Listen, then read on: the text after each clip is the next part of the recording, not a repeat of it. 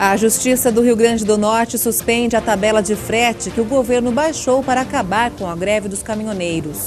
O presidente da Petrobras admitiu que a política de reajuste do preço da gasolina pode ser revista.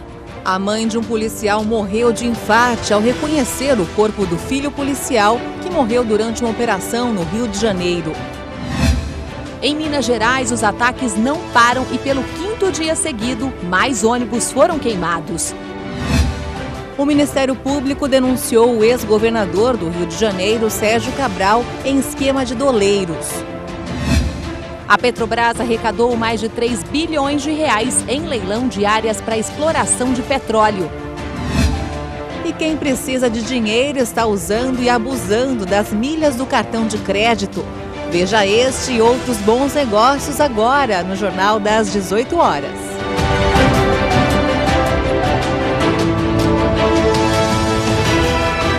Olá, boa noite. Boa noite. As Forças Armadas fizeram hoje a maior operação no Rio de Janeiro desde que começou o período de intervenção. E mais um policial morreu e a mãe dele também. Ao reconhecer o corpo do filho, ela sofreu um infarto e não resistiu. Ela tinha 54 anos. As Forças Armadas, em conjunto com as polícias civil e militar, realizaram ações em 6 comunidades de Jacarepaguá, zona oeste do Rio de Janeiro. São elas Cidade de Deus, Gardênia Azul, Morro da Helena, Outeiro, Parque dos Dois Irmãos e Vila do Sapê. Nessas comunidades moram aproximadamente 200 mil pessoas. Na operação, barricadas foram removidas e pessoas revistadas. Para evitar a fuga de criminosos, a polícia fez cerco nas ruas adjacentes e também interditou a autoestrada Grajaú-Jacarepaguá. No início da manhã, um suspeito foi morto e 10 pessoas foram presas. 3 pistolas, uma granada e uma farta quantidade de drogas foram apreendidas. Participaram dessa intervenção 4.600 homens do Exército, 420 policiais militares e 350 policiais civis. Em outra ação, o Batalhão de Choque fez uma operação na Rocinha, na Zona Sul, mas não foram divulgados os números dessa atividade. Durante a madrugada, o policial Douglas Fontes foi morto por bandidos na Avenida Rio Branco. Ele é o 54º policial morto só neste ano. Segundo testemunhas, Douglas Fontes passava de carro com sua namorada pela região quando foi abordado por 5 criminosos fortemente armados. Os bandidos desconfiaram que Douglas era PM. Ele foi obrigado a deitar e foi executado. Sua namorada foi liberada pelo grupo e fugiu do local. Horas mais tarde, segundo a Polícia Militar, a mãe de Douglas, Maria José Fontes, de 56 anos, passou mal ao reconhecer o corpo do filho e sofreu um infarto fulminante. Ela morreu antes de receber socorro. Douglas era lotado no 15º Batalhão. Ele deixa 2 filhos, um de 8 e outro de 5 anos. Em Minas Gerais foram incendiados mais ônibus. Foram quase 100 ataques desde domingo. 34 cidades mineiras registraram ataques contra veículos. Policiais estão circulando à paisana nos ônibus para evitar novos ataques. No Triângulo Mineiro, o policiamento foi reforçado. Mesmo assim, mais ocorrências aconteceram em Uberlândia e Sacramento. Além do transporte coletivo, veículos das prefeituras também viraram alvos dos criminosos. A polícia disse que vai escoltar ônibus que transportam universitários entre cidades vizinhas. O governo de Minas Gerais está associando os ataques à existência de bloqueadores de celulares nos presídios, que estariam sendo comandados por uma facção criminosa. A presidente do Supremo Tribunal Federal, Carmen Lúcia, adiou para a próxima quarta-feira o julgamento sobre a condução coercitiva. A medida permite que investigados ou suspeitos sejam levados para prestar depoimento. No ano passado, ela foi suspensa por um pedido de vistas do ministro do STF, Gilmar Mendes. Um juiz do Rio Grande do Norte suspendeu a tabela de frete criada para atender uma das reivindicações dos caminhoneiros, mas a sentença do juiz Orlando Onato Rocha pode ser usada por outras empresas que entrarem com ações na justiça. Segundo o ministro da Agricultura, Blairo Maggi, uma nova tabela de fretes com alguns ajustes deverá ser publicada amanhã no Diário Oficial da União. O decreto que o presidente Michel Temer assinou na semana passada para acalmar os ânimos reajustou as tabelas. Os caminhoneiros gostaram, mas as empresas não. Alegam que houve um desrespeito à lei da livre concorrência. Segundo a Fiesp, a Federação das Indústrias de São Paulo, as empresas estão reclamando que o tabelamento deve provocar um aumento de até 150% no preço final dos produtos. Quem vai acabar pagando essa conta, mais uma vez, será o consumidor. Mas não é bem assim. Muita gente simplesmente deixa de comprar. E aí é que os reflexos ficam maiores. Quando alguém não compra, a loja não vende, fecha, demite e não paga imposto. Todo mundo perde. O governo calculou mal o reajuste da tabela de fretes. Os caminhoneiros passam por dificuldades até porque a frota nacional passou do limite. Tem caminhão demais na estrada rodando vazio. As empresas estavam pagando pouco, mas o aumento que o governo deu para acabar com a greve passou um pouco do ponto. E o mosquito que provoca a dengue não dá sossego. Mais de 1.000 cidades brasileiras têm um alto índice de concentração do mosquito, que é uma ameaça às pessoas. Os dados são do Ministério da Saúde. O mosquito Aedes aegypti deixa 1 a cada 4 municípios do país sob risco de novos surtos de dengue, zika e chikungunya. Dos 4.933 municípios que o Ministério da Saúde recebeu a informação, 1.153 tinham a presença do mosquito. Os outros 2.069 estavam em alerta para novas epidemias. O Ministério alerta as pessoas a se prevenirem em relação à doença e ter o controle com os possíveis criadouros, mesmo nas épocas do outono e inverno, quando há queda nos casos de dengue.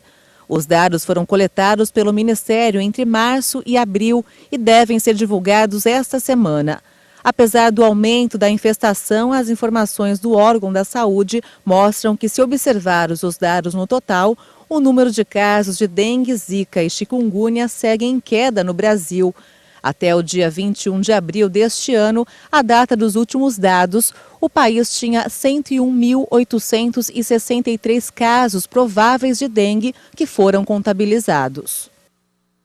E ainda falando sobre o aumento do óleo diesel, de acordo com os caminhoneiros, não foi muito esclarecido aí a redução do preço do óleo diesel. Parecia que ia ser imediato, mas alguns motoristas vão ter que esperar um pouco.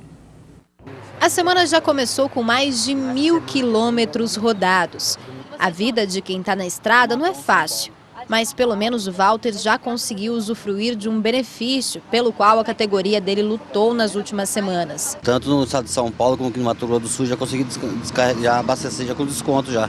Ajuda nós bastante. É uma pena que é para 2 meses só, né? E a maior parte dos postos da capital não está concedendo desconto. E a justificativa é porque os estoques de combustíveis são antigos e foram comprados pelo preço normal. E nesse caso, realmente o estabelecimento não é obrigado a aplicar o novo valor.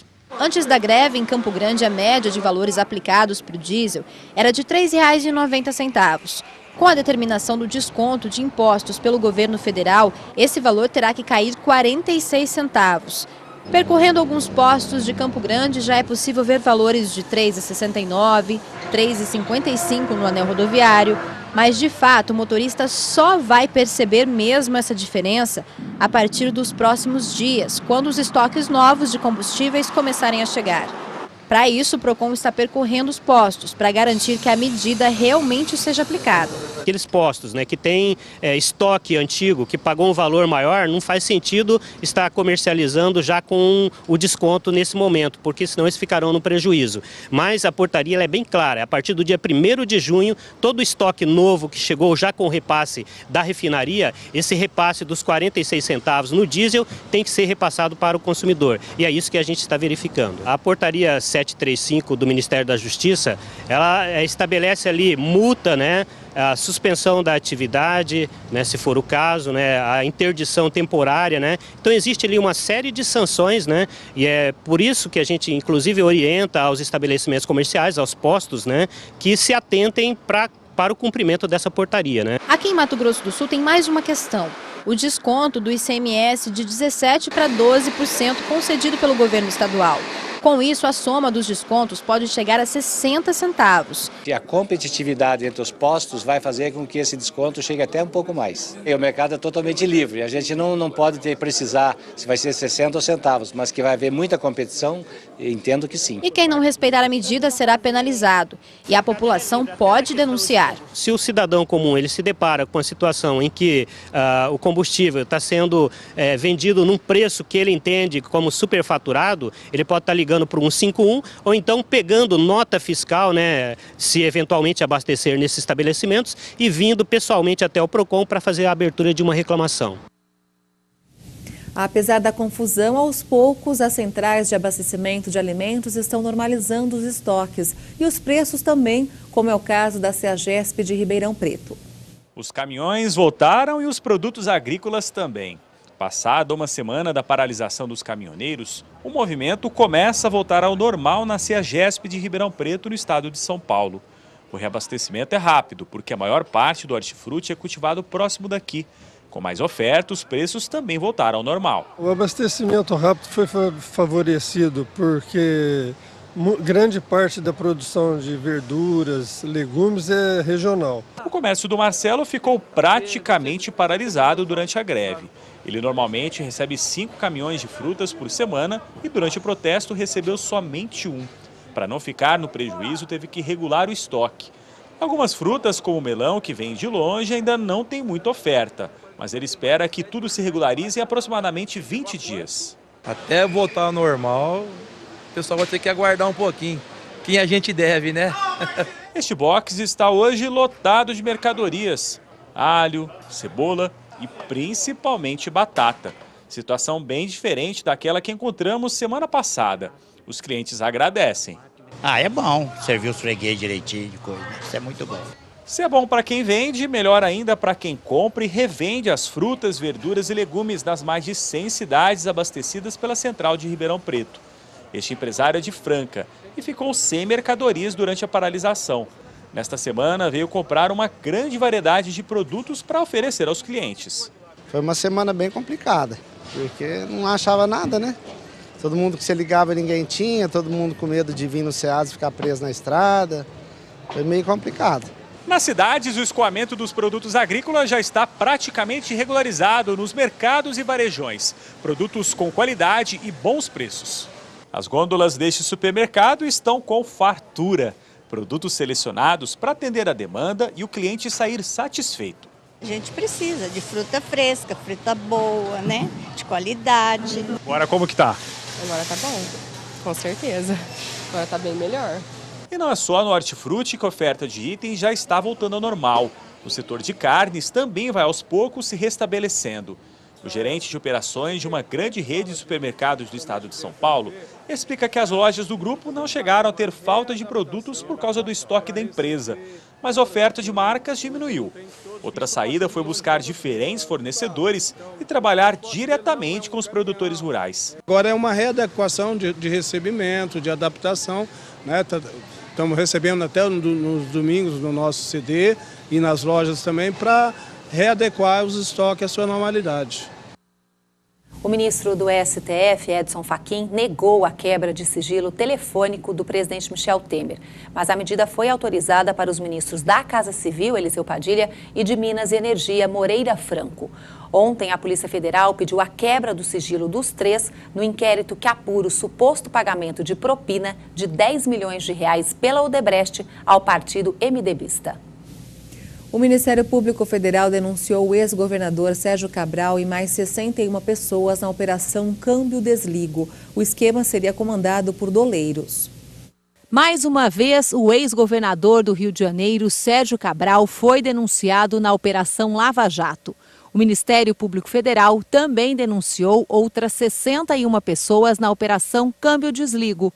No mês passado, 30 pessoas foram presas em 4 estados na ação que tinha como principal objetivo um dos maiores doleiros do país, Dário Messer. O grupo é acusado de organização criminosa e, desde a década de 90, teria promovido a evasão de divisas e lavagem de dinheiro.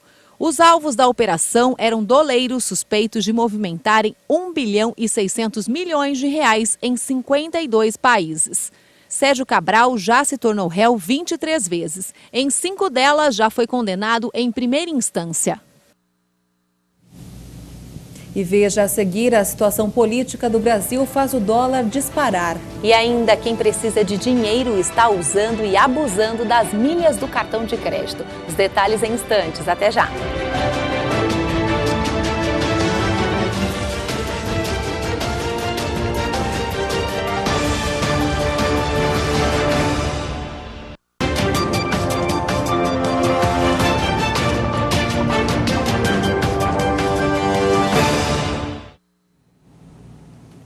Em tempos de dinheiro curto, tem gente aproveitando as compras do cartão de crédito para conseguir produtos e viagens sem pagar nada além do que está na fatura. Basta converter as compras em pontos e milhas aéreas. O celular que a Tamires usa foi comprado pela internet. O mesmo aconteceu com a geladeira, uma promoção que não dava desconto no preço, mas ajudava a acumular mais pontos rapidamente. Eu comprei ela numa promoção que a cada R$1 gasto você ganhava 10 pontos. E aí você pensa, né? Óbvio que eu vou trocar as coisas de casa quando tiverem as promoções. Além das compras promocionais, a Tamires tem outras estratégias para acumular mais pontos. Faz tudo o que pode com o cartão de crédito. E qual foi a estratégia que vocês adotaram, que vocês perceberam que mais funcionou para acumular milhas? Que mais concentrar tudo no cartão. Assim, a gente não usa débito praticamente. Tem alguns aplicativos hoje em dia, por exemplo, que você pede para a pessoa ir sacar o dinheiro para você e você paga o aplicativo com o cartão. Até sacar o dinheiro já dá para você ganhar milhas hoje em dia. Esforço que tem rendido bons resultados. Que lugares que você já foi? Os últimos que eu fui para Nova York agora esse ano. Ano passado também eu estive em Nova York, mas a gente já foi para Miami, já fomos para Itália. Já fomos para Califórnia com milhas também. Sem tirar R$1 do bolso? Para passagem, nada. Só a taxa de embarque, né? Que aí não tem milhas que pague. A Pupi descobriu o mundo das milhas há mais de 20 anos. Já perdeu a conta de quantas viagens fez só com o acúmulo de pontos. Algumas delas em classe executiva. Ou eu uso para pegar uma passagem, ou eu uso para pegar um upgrade. Então eu compro uma turista e viajo de executiva, que é tudo de bom, vamos combinar. Ou eu pago a tarifa de hotel, que também dá para você pagar. E aí, em contrapartida, todas essas coisas também tem programa de milhagem, que você pode concentrar num programa só. A emissão de milhas no Brasil tem crescido a cada ano. Em 2017, foram emitidos mais de 250 bilhões de pontos, um crescimento de quase 28% em relação ao ano anterior. A emissão de passagens aéreas tem sido o maior destino dessas milhas. 85% do resgate ele é feito em passagens aéreas. Mas não quer dizer que só tem passagem aérea para ser resgatado. Hoje nós temos diversos produtos, né? Então tem produtos de casa, tem eletrônicos, você pode resgatar até hotéis e até mesmo ingressos para shows. A maioria dos cartões de crédito oferece em média de 1 a 3 pontos para cada dólar gasto na fatura. Segundo o diretor comercial de turismo, é possível encontrar trechos aéreos nacionais a partir de 6 mil pontos. Para ele, quem não utiliza esse benefício está perdendo dinheiro. Você não muda os seus hábitos, você já consome produtos e serviços no seu dia a dia. Basta só ficar atento aos parceiros que te trazem pontos para o programa. E você resgata produtos sem gastar dinheiro. Quem não usufrui hoje está perdendo uma oportunidade muito grande. A Receita Federal vai liberar amanhã em seu site a consulta ao primeiro lote de restituições do imposto de renda deste ano. A prioridade para receber o total de 4 bilhões e 800 milhões de reais será dos idosos portadores de doenças graves ou deficiência. Quem não estiver na relação deve procurar a Receita, porque provavelmente caiu na malha fina. A restituição vai estar na conta na sexta-feira da semana que vem.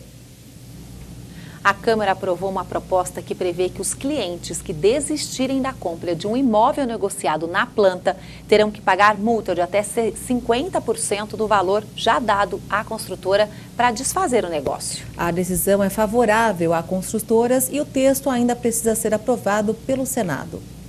Depois de tramitar por mais de 3 anos na Câmara, os deputados aprovaram novas regras para a devolução de imóveis comprados na planta.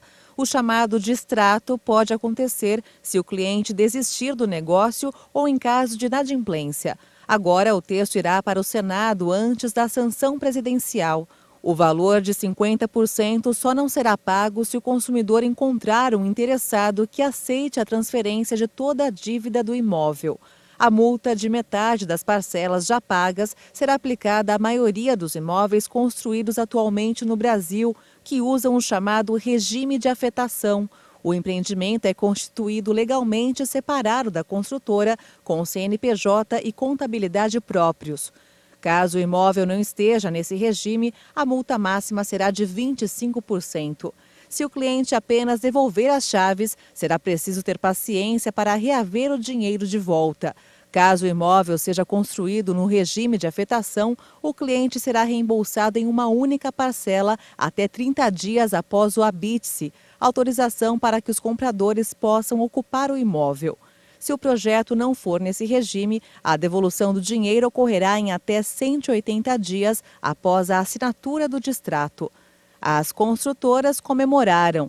O setor argumenta que o grande volume de distratos acaba atrasando a conclusão dos imóveis, o que prejudica os bons pagadores.